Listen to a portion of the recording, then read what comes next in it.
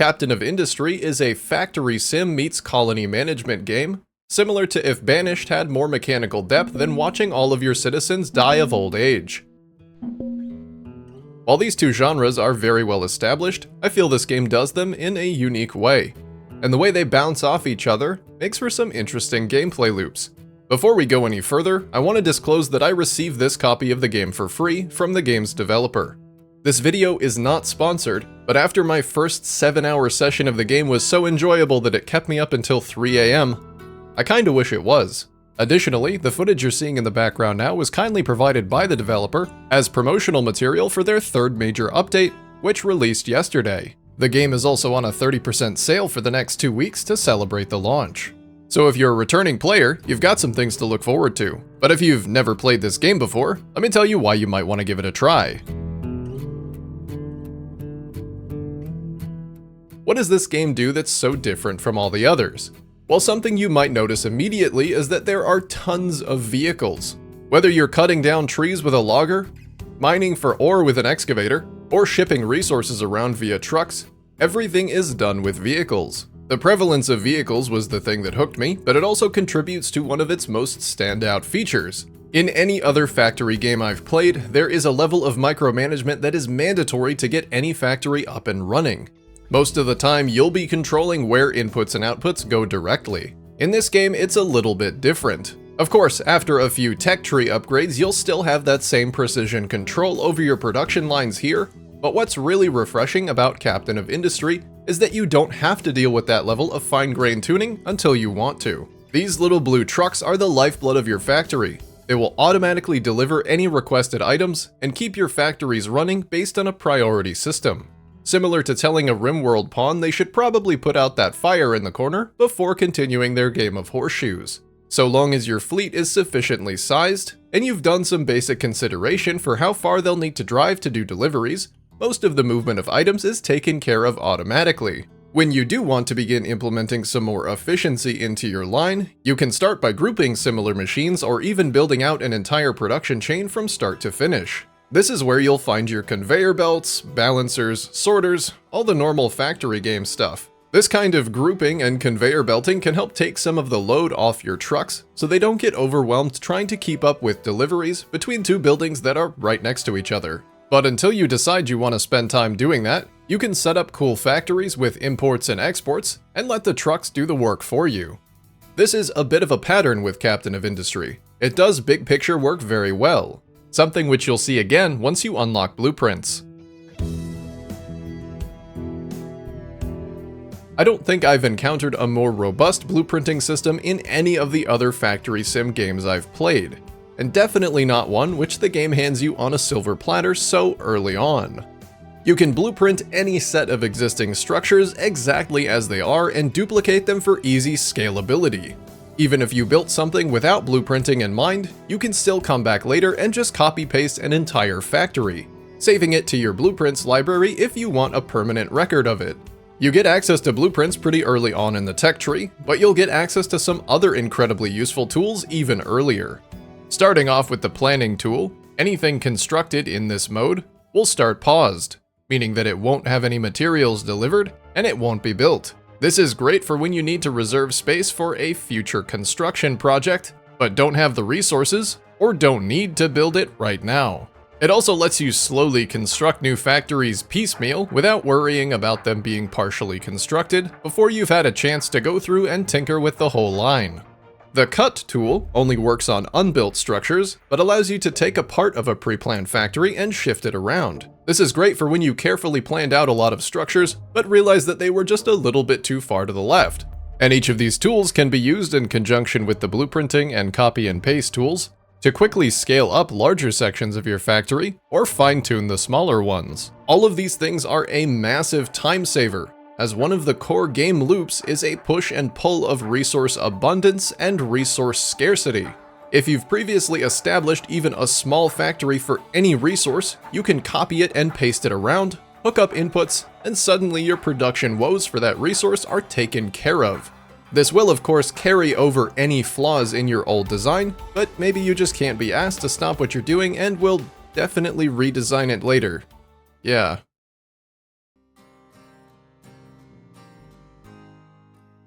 Speaking of one of the core game loops being a push and pull of resources, this game is as much a colony management game as it is an automation game. How efficiently you can balance the downsides of progress can either make or break your settlement. Run out of diesel and your vehicles will stop running, meaning no more deliveries. Run out of food and your people will starve, potentially leaving you with fewer workers than your current infrastructure requires. Either of these things can cascade quickly into a completely failed run. However, the game does provide you many tools to combat these issues. There's an awesome little window on the side of the screen that will show you whether a resource is being overproduced, underproduced, or is remaining stable. Dragging these things around will let you keep your important resources at the top, and clicking on one will give you a detailed view showing production versus consumption over time. Once in the Statistics tab, you can pin or unpin any item that you want. The game actually has a ton of detailed views that can help diagnose issues and keep an eye on larger production chains from afar. From food, to power, to population health, and even what jobs are taking up the most time for your trucks, it's hard to ever be in the dark about what you need to solve next. You can also set up custom alerts to let you know when a storage of an important resource is getting low, or when storage of a byproduct which could back up a production chain is about to be full. With all of this data at your disposal, it's much less, I don't know what my problem is, and more, do I know how to solve these problems efficiently enough that I'm not just making things worse somewhere else. Many different things influence the happiness of your population, from the varieties of food that you provide them, to the amenities, to how well you're mitigating the pollution you produce. But all of these things culminate in a single unity score. You can think of it like goodwill. Treat them well, and they'll work harder for you. You can spend some of that unity to instantly deliver resources to a planned factory so you don't have to wait for your trucks, double the production throughput of buildings, and remove their electricity costs. Unity is also influenced by what laws you put in place. Once you've got a place to call your own, you can begin enacting edicts. Some of these things your people will love, such as consuming 25% more food, which will generate excess unity. Conversely, you could enact Food Saver, which will make your people unhappy with you, as some of them will likely go hungry rationing what little food they do have, but as long as you're keeping them happy in other aspects of their lives, they probably won't care enough to overthrow you. Probably. There's a cap on how much unity you can stockpile, so you can't just keep building it up forever. Which means you should be using it. But you don't want to run yourself dry either. It can get you out of some really sticky situations. Like I mentioned earlier, if you run out of fuel, your vehicles will stop running. But any diesel-powered generators will also stop working, which can cause cascading power failures across your factories, and can easily affect your entire production line of the fuel you need for those generators. So if your power stays down for long enough, your lines will run dry. If you have enough goodwill stocked in the form of unity, you can use it to temporarily run your diesel production without using electricity and double its throughput to get your production chain back up and running and give you time to recover. In order to generate any usable amount of unity though, you need citizens, and that means you'll need to feed them, take care of them, and clean up their garbage. This waste is your very first byproduct. This is a game about solving problems, of course, so you'll have a way to deal with it eventually. But in the beginning, your options are to dump it or store it. And storage units are a drain on your components, especially when you're just using them for garbage. So early on in the game, it might be best to just dump it behind the tree line over there and hope no one notices. This highlights an aspect of the game which may be a downside for some, which is that you're constantly under time pressure. You can pause the game and take as much time as you need to plan things out, but eventually, you're going to need to play the game in order for things to happen. Items need to be produced, and buildings need to actually be constructed. Without progressing through the tech tree fast enough, you'll eventually just drown in garbage, or whatever other byproducts you haven't unlocked the technology to process yet. Which is normally fine because there's not much on the line. But in this game, taking too long and being inefficient means that your entire settlement will die. Thankfully, the difficulty in this game is highly customizable. There are a bunch of maps with different start points of varying difficulties, a lot of presets to choose between, and you can even change these things up on the fly in the middle of your save. if you feel like you've over-adjusted. At times this game can be harsh, but so far I wouldn't call it unfair, especially because there's a tool designed to counter every challenge. It's only up to whether you know how to make good use of them.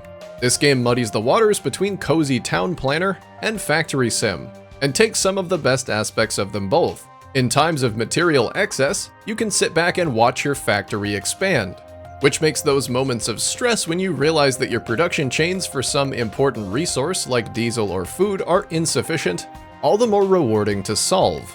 And unlike in other factory games where you might have as much time as you want to fix a problem, this one puts the pressure on you, which, as I said, may be considered a downside, but I like a little bit of a challenge, and knowing that there's a way to fail makes my success feel all the better. Hey everybody, thanks for watching. More Satisfactory content is on its way, but this game came out of nowhere for me, and I felt I needed to shine a spotlight on it. As always, thank you to my Patreon supporters, Adam G, BJ S, David G, and Greg S. The fact that y'all feel my content is worth supporting inspires me to make it better every day. But regardless of whether you choose to support the channel, just you being here is enough to improve my day. I hope I can say I've done the same for you all, and as always, I'm Jeezy, and I'll see you in the next one.